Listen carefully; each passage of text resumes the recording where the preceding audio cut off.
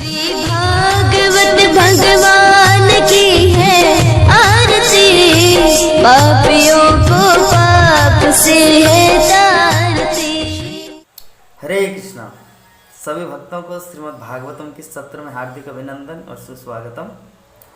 आज का हमारा विषय है श्रीमद् भागवतम के षष्ठ स्कंद का अंतिम अध्याय मीन्स 19वां अध्याय। ये विषय है पुंसवान व्रत की अनुष्ठान।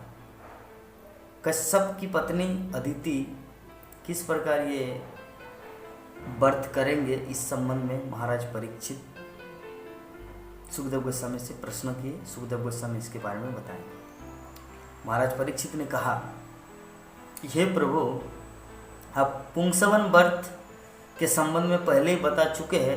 अब मैं इसके विषय में विस्तार से सुनना चाहता हूँ, क्योंकि मैं समझता हूँ कि किस प्रकार व्रत का पालन करके भगवान विष्णु को प्रसन्न किया जा सकता है। तो सुखदेव गोस्वामी बहुत ही प्रसन्न हुए महाराज परीक्षित के इस प्रश्न को। तो सुखदेव गोस्वामी ने कहा कि स्त्री को चाहिए कि अगन मास मीन्स नवंबर दिसंबर के शुक्ल पक्ष की प्रतिपदा को अपने पति की अनुमति से इस नैमित्तिक भक्ति को तप के व्रत सहित प्रारंभ करें, क्योंकि इससे सभी मनोकामनाएं पूरी हो सकती है। भगवान विष्णु की उपासना करने के पूर्व स्त्री को चाहिए कि वह मरुतों के जन्म की कथा को सुने। यज्ञ ब्राह्मणों के निर्देशानुसार वो प्रातःकाल अपने दांत साफ करे, नहाए, श्वेत साड़ी पहने और आभूषण धारण करे, और फिर कलेवा करने के पूर्व ब्रेकफास्ट से पहले भगवान विष्णु तथा लक्ष्मी की पूजा करे। तो तब वो भगवान की इस प्रकार से प्रार्थना करे कि हे भगवान, आप समस्त ऐश्वर्यों के पूर्ण हैं, किंतु मैं ऐश्वर्य की कामना नहीं करती। मैं आपको सहज भाव से सादर नमस्कार करती हूँ। अपूर्ण संपत्ति की देवी लक्ष्मी देवी के पति और स्वामी हैं, जो समस्त ऐश्वर्य से युक्त है। आप समस्त जोग के स्वामी हैं, मैं आपको केवल नमस्कार करती हूँ। इस प्रकार भगवान को प्रार्थना करें। आगे प्रार्थना करना चाहिए, हे भगवान, आप अहेतु की कृपावश समस्त ऐश्वर्य, समस्त तेज तथा समस्त महिमा, बल एवं दिव्य गुणों से युक्त होने के कारण हर एक के स्वामी पूर्ण पुरुषोत्तम भगवान है। अतः हे प्रभु, इसके बाद सुखदेव गोस्वामी आगे वर्णना करते हैं कि भगवान विष्णु को समुचित नमस्कार करे, और उसके बाद भक्तों को चाहिए कि वे धन धान्य की देवी लक्ष्मी माता को सादर नमस्कार करे और इस प्रकार से प्रार्थना करे, हे विष्णु पत्नी, हे भगवान विष्णु की अंतरंगा शक्ति, आप विष्णु के ही समान श्रेष्ठ है, क्योंकि आप में भी उनके सारे गुण तथा ऐश्वर्य नहीं थे। हे धन धान्य की देवी, आप मुझ पर कृपालु हो।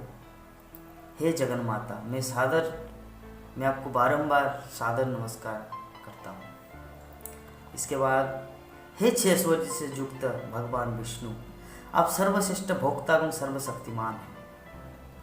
हे माता लक्ष्मी के पति, हे विश्वक सेन जैसे पार्षदों के संगति में रहने वाले, आपको मैं नमस्कार करता हूँ।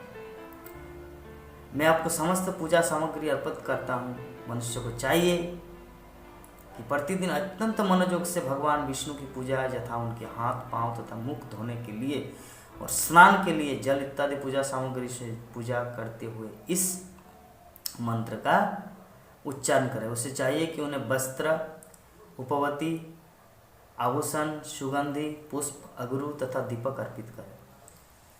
ये मंत्र अत्यंत महत्वपूर्ण है। श्री विग्रह की पूजा करने वाले प्रत्येक व्यक्ति को उपयुक्त मंत्र का जप करना चाहिए। ये मंत्र क्या है? ओम नमो भगवते महापुरुषाय महानुभावाय महाविभूतये सह महाविभूति बलि मुपहरिमिति अनेना मंत्रणो विष्णुर्वाहनर्ध पाद स्पर्शना नवासु उपदिश विभूषण गंध पुष्पको दीपोहारद्युतम सुमहि तपोहरित। यह मंत्र सुखदेव गोस्वामी आगे वर्णन करते हैं कि उपयुक्त समस्त पूजा सामग्री से भगवान की पूजा करने के बाद मनुष्य को चाहिए कि वो ओम नमो भगवते महापुरुषाय महाविभूतये स्वाहा इस मंत्र का जप करे और पवित्र अग्नि में 12 बार घी की आहुति दे। यदि किसी को समस्त ऐश्वर्य की चाहत है तो उसका कर्तव्य है कि प्रतिदिन भगवान विष्णु की पूजा उनकी पत्नी लक्ष्मी सहित करे। उसे परम आदर से उपयुक्त विधि से उनकी पूजा करनी चाहिए। भगवान विष्णु तथा ऐश्वर्य की देवी का अत्यंत शक्तिशाली संयोग है। वे समस्त वरों को देने वाले हैं तथा समस्त सौभाग्य के स्रोत हैं। अतः हर एक का कर्तव्य है कि लक्ष्मी नारायण की पूजा करें। तो श्रील प्रभुपाद तात्पर्य में इस विषय में वर्णन करते हैं कि लक्ष्मी नारायण अर्थात विष्णु तथा माता लक्ष्मी सबों के हृदय में सदैव विराजमान रहते हैं। ईश्वर सर्वभूतानां हृदयेश्वर्जुन तिष्ठति। किंतु अभक्त लोग यह नहीं समझते कि भगवान विष्णु अपनी प्रेयसी लक्ष्मी के साथ सबों के हृदयों में स्थित है, अतः उन्हें विष्णु का ऐश्वर्य प्राप्त नहीं होता। पाखंडी लोग कभी कभी दरिद्र मनुष्य को दरिद्र नारायण कहकर पुकारते हैं। यह अत्यंत अवैज्ञानिक है। भगवान विष्णु तथा लक्ष्मी सदैव प्रत्येक व्यक्ति के हृदय में स्थित रहते हैं, विशेष रूप से उनके हृदय में जो दरिद्र नहीं है। लेकिन इसका अर्थ यह नहीं कि प्रत्येक व्यक्ति नारायण। नारायण के प्रसंग में इस शब्द का व्यवहार अत्यंत कुत्सित है। भगवान कभी दरिद्र नहीं बनते, तो वह कभी दरिद्र नारायण नहीं कहे जा सकते। वे तो सबों के हृदय में विद्यमान है, किंतु वे न तो दरिद्र है न धनी। केवल ऐसे धूर्त लोग जो नारायण के ऐश्वर्य को नहीं जानते, उन पर दरिद्रता का आघात पहुंचाने का प्रयास करते हैं। एक्चुअली प्रभुपाद इसके विषय में बोले कि विवेकानंद ने ये फिलोसॉफी स्टार्ट किया था। तो स्वामी विवेकानंद के नाम से सारे जगत के लोग जानते हैं, लेकिन उन्होंने ये वाला स्टार्टिंग किया था कि अभी वो ब्रह्म भगवान अभी मनुष्य के रूप में आए हैं, इसीलिए इसको दरिद्र नारायण कहा जाए। तो प्रभुपाद इसका कड़ा निषेध किया कि वो मूर्ख है, धूर्त है, पाखंडी है। विवेकानंद को गाली दी है, क्योंकि गाली देना चाहिए ऐसे व्यक्ति को, क्योंकि जो भगवान की महिमा को जाने बिना ही उनके बारे में कमेंट करे। तो भक्ति के साथ विनीत भाव से भगवान को नमस्कार करना चाहिए। भूमि पर दंड के समान गिरते समय दंडवत करते हुए उपयुक्त मंत्र का 10 बार उच्चारण करना चाहिए। तब उसे निम्नानुसार प्रार्थना करनी चाहिए। हे भगवान विष्णु तथा माता लक्ष्मी, आप दोनों समस्त सृष्टि के स्वामी हैं। वास्तव में इस सृष्टि के कारण आप ही हैं। माता लक्ष्मी को समझ पाना अत्यंत कठिन है, क्योंकि वो इतनी शक्तिशाली कि उनकी शक्ति की सीमा का पार कर पाना कठिन है। माता लक्ष्मी को भौतिक जगत में बहिरंगा शक्ति के रूप में अंकित किया जाता है, परंतु वास्तव में वो सदैव ईश्वर की अंतरंगा शक्ति है। हे ईश्वर, आप शक्ति के स्वामी हैं, अतः आप परम पुरुष है, आप साक्षात यज्ञ है। आत्मक्रिया की प्रतिरूप लक्ष्मी आपको अर्पित उपासना की आदि रूपा है, जबकि आप समस्त यज्ञों के भोक्ता हैं। यहाँ पर उपस्थित माता लक्ष्मी समस्त गुणों की आधार है, जबकि आप इन गुणों के प्रकाशक तथा भोक्ता हैं। दरअसल आप ही प्रत्येक वस्तु के स्रोत है, आप ही प्रत्येक वस्तु के भोक्ता है। आप समस्त जीवात्माओं के परमात्मा के रूप में रहते हो। लक्ष्मी देवी उनके शरीर, इंद्रिय तथा मन का रूप है। उनके भी पवित्र नाम तथा रूप है, और आप समस्त नामों तथा रूपों के आधार है। आप उनके प्रकाशन का कारण है। अतः आप दोनों ही तीनों लोकों के परम अधिष्ठाता एवं वरदाता है। अतः हे उत्तम श्लोक भगवान, आपके अनुग्रह से मेरी अभिलाषाएं पूर्ण हो। सुखदेव गोस्वामी ने आगे कहा, इस प्रकार श्रीनिवास भगवान विष्णु की पूजा ऐश्वर्य की देवी माता लक्ष्मी जी के साथ साथ उपयुक्त विधि से स्तुतियों द्वारा की जाए। फिर पूजा की सारी सामग्री हटाकर उनका हाथ मुंह धुलाने के लिए जल अर्पित करें और फिर से उनकी पूजा करें। तत्पश्चात अत्यंत भक्ति एवं विनीत भाव से मनुष्य भगवान तथा लक्ष्मी की स्तुति करे तथा यज्ञावशेष को सुनकर विष्णु तथा लक्ष्मी जी की पुनः पूजा करे। पत्नी अपने पति को परमेश्वर का प्रतिनिधि मानकर उसे प्रसाद देकर विशुद्ध भक्ति से उनकी पूजा करे। पति भी अपनी पत्नी से परम प्रमुदित होकर अपने परिवार के कार्यों में लग जाए। उपयुक्त विधि से पति तथा पत्नी के पारिवारिक संबंध आध्यात्मिक रूप में स्थापित होना चाहिए। पति पत्नी दोनों में से कोई एक इस भक्ति को संपादित कर सकता है। उनके मधुर संबंधों के कारण दोनों का फल मिलता है। अतः यदि पत्नी इस व्रत को करने में असमर्थ है तो पति सावधानी से इसे करे। इससे उसकी आज्ञाकारिणी पत्नी को भी उसका फल मिलेगा। तात्पर्य में श्रील प्रभुपाद बोलते कि जब पत्नी आज्ञाकारिणी हो और पति एकनिष्ठ होता है तो उनके बीच मधुर संबंध दृढ़ता से स्थापित हो जाते हैं। तब यदि पत्नी दुर्बल होने के कारण पति के साथ भक्ति नहीं भी कर सकती तो भी उसके पति के कार्यों में उनका आधा हिस्सा रहता है, यदि वह पतिव्रता और पवित्र हो। कितना इम्पोर्टेंट है।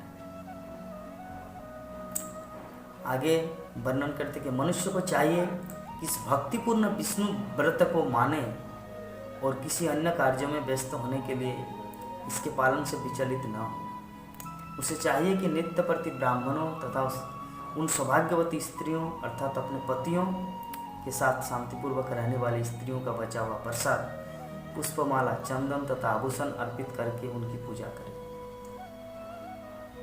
पत्नी को चाहिए कि अत्यंत भक्तिपूर्वक विधि विधानों के अनुसार भगवान विष्णु की पूजा करे। तत्पश्चात भगवान विष्णु को शयन कराए और इसके बाद प्रसाद ग्रहण करें। इस प्रकार पति तथा पत्नी परिशुद्ध हो जाएंगे और उनकी समस्त कामनाएं पूरी होगी। साध्वी स्त्री को चाहिए कि 1 वर्ष के लिए इस भक्तिमय सेवा को निरंतर करे। जब 1 वर्ष बीत जाए तो उसे चाहिए कि कार्तिक मास अक्टूबर नवंबर को पूर्णिमा को उपवास करे। दूसरे दिन प्रातःकाल स्नान करके और भगवान कृष्ण की पूर्वोक्त पूजा करके गुह्य सूत्र के निर्देश अनुसार वर्णित भोजन बनाए, जैसा उत्सवों पर बनाया जाता है। घी से खीर तैयार करे और पति को चाहिए कि वो इस सामग्री से अग्नि में बार बार आहुति दे। इस प्रकार वो पति ब्राह्मणों को संतुष्ट करे और जब ब्राह्मण प्रसन्न होकर आशीर्वाद दे तो अपने सिर के द्वारा उन्हें सादर प्रणाम करे और उनकी अनुमति लेकर प्रसाद ग्रहण करे। पति को चाहिए कि भोजन करने के पूर्व सर्वप्रथम आचार्य को सुखद आसन दे और अपने मित्रों तथा सज्जनों के साथ वाणी को बस में रखते हुए गुरु को प्रसाद भेंट करे। तब पत्नी को चाहिए कि घी में पकाई गई खीर की आहुति से बचे भोग को खाए। इस अवशेष को खाने से विद्वान तथा भक्त पुत्र की और समस्त सौभाग्य की प्राप्ति निश्चित हो जाती है। भक्त पुत्र यदि इस व्रत या अनुष्ठान को शास्त्र सम्मत विधि के अनुसार किया जाए तो इसी जीवन में मनुष्य को ईश्वर से मनोवांछित आशीष वर प्राप्त हो सकते हैं। जो पत्नी इस अनुष्ठान को करती है उसे अवश्य ही सौभाग्य, ऐश्वर्य, पुत्र, दीर्घजीवी पति, ख्याति तथा अच्छा घरवार प्राप्त होता है। तो इस संबंध में श्रील प्रभुपाद तात्पर्य में लिखते हैं कि आज भी बंगाल में यदि कोई स्त्री दीर्घकाल तक अपने पति के साथ जीवित रहती है तो उसे अत्यंत भाग्यशाली माना जाता है। एक स्त्री सामान्यतः अच्छा पति, अच्छी संतान, अच्छा घर, धन, ऐश्वर्य इत्यादि की कामना करती है। तो इस श्लोक में की गई संस्तुति के अनुसार स्त्री तथा पुरुष दोनों को ही पूर्ण पुरुषोत्तम भगवान से मनवांछित प्राप्त होंगे, वर प्राप्त होंगे। इस विशेष प्रकार का व्रत रखकर कृष्ण भक्ति से पुरुष तथा स्त्री दोनों इस संसार में सुखी रहेंगे और कृष्ण भावना भावित होने के कारण वैकुंठ जगत में भेजे जाएंगे। अंत में यदि अविवाहित कन्या इस व्रत को रखती है तो उसे सुंदर पति मिल सकता है।